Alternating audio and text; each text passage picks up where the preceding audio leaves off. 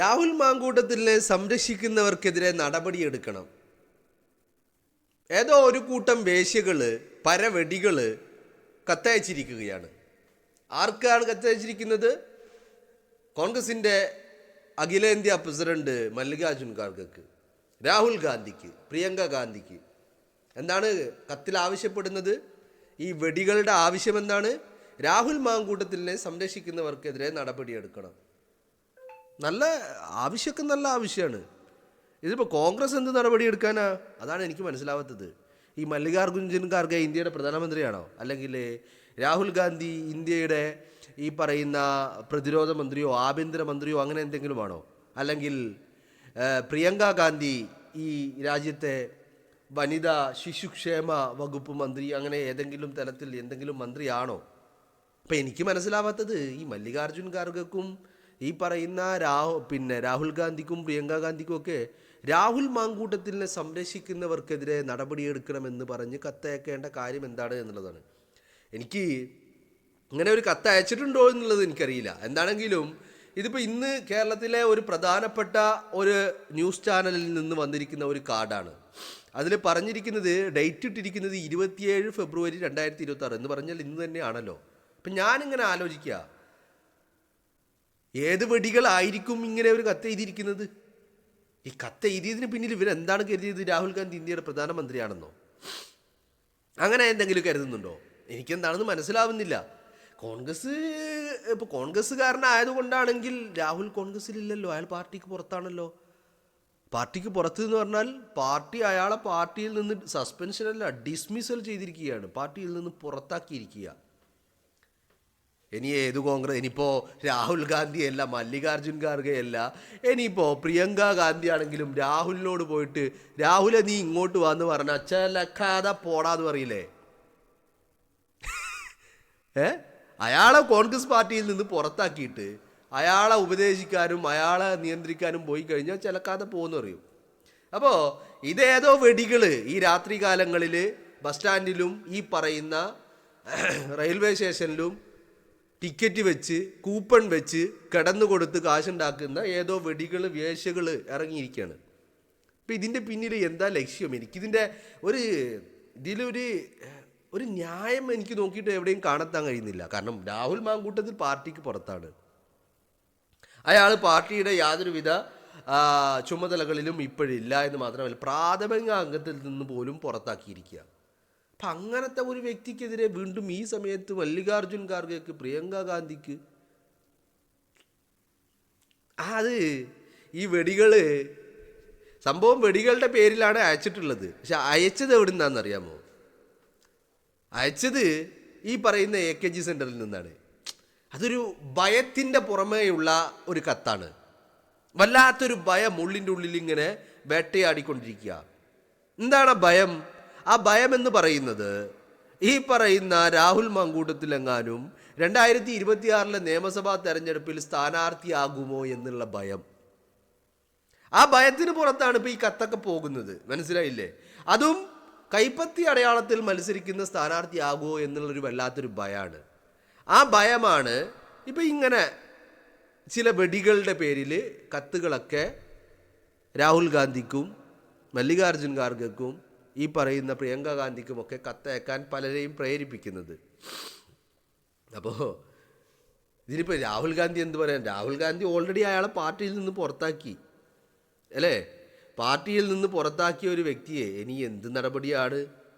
എനിക്ക് മനസ്സിലാവുന്നില്ല. രാഹുലിനെ സംരക്ഷിക്കുന്നവർക്കെതിരെ നടപടിയെടുക്കണമെന്നാണ് പറയുന്നത്. രാഹുലിനെ എന്ത് സംരക്ഷിക്കാൻ?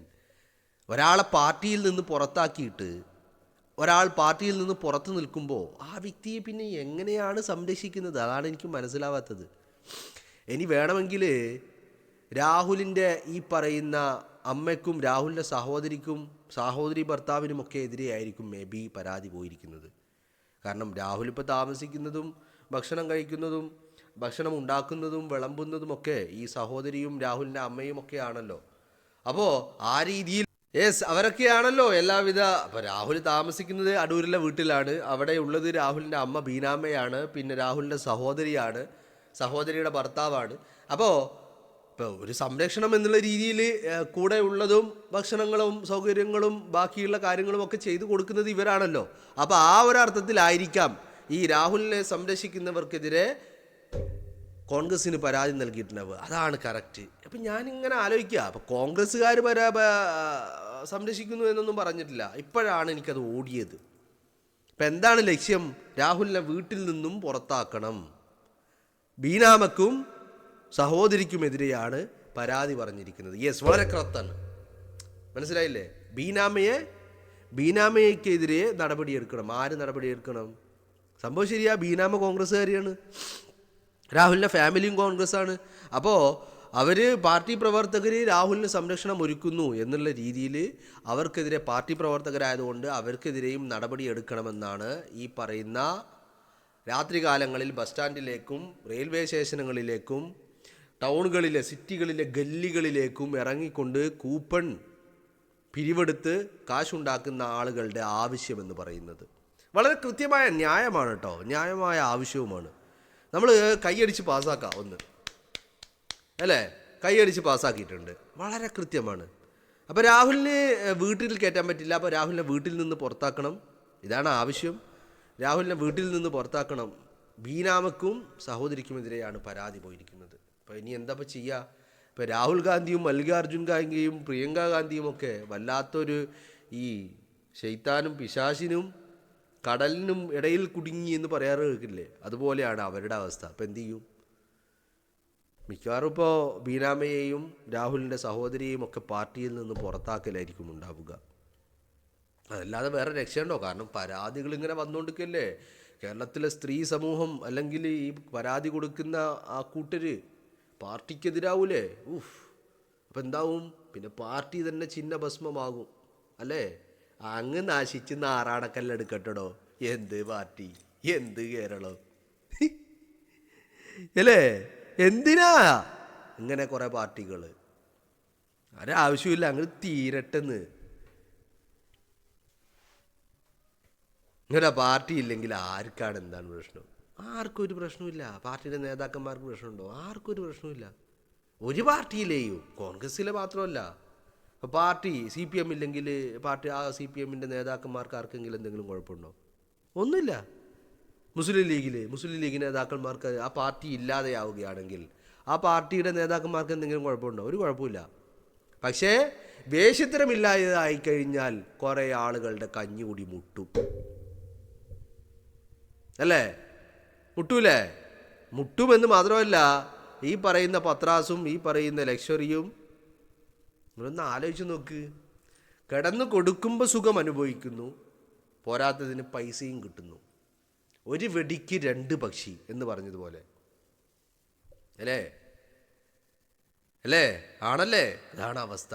അപ്പോൾ രാഹുൽ മാങ്കൂട്ടത്തിനെ സംരക്ഷിക്കുന്ന ആളുകൾക്കെതിരെ നിയമ നടപടി വേണമെന്നാണ് പറഞ്ഞിരിക്കുന്നത്. കത്ത് പോയിരിക്കുന്നത് മല്ലികാർജുൻ ഖാർഗെക്കും അതുപോലെ തന്നെ ഈ പറയുന്ന പ്രിയങ്ക ഗാന്ധിക്കും രാഹുൽ ഗാന്ധിക്കുമാണ് കത്ത് പോയിരിക്കുന്നത്. വളരെ നല്ല കാര്യമാണ്. സംരക്ഷിക്കുന്നവർക്ക് തന്നെ നടപടി വേണം.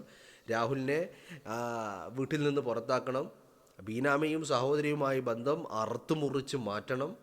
അയാളെ എന്നിട്ട് റോട്ടിലിറക്കണം നമുക്ക്, അല്ലേ? അപ്പോൾ ആ കൂട്ടത്തിൽ ചില ആളുകളെ കൂടി നമുക്ക് റോട്ടിലേക്ക് ഇറക്കണം. ആരെയാണ്? രാഹുലിനെ വിളിച്ചു വരുത്തി ഹോട്ടൽ മുറികളിൽ കിടന്നുകൊടുത്ത കുറേ എണ്ണമുണ്ട്, അല്ലേ?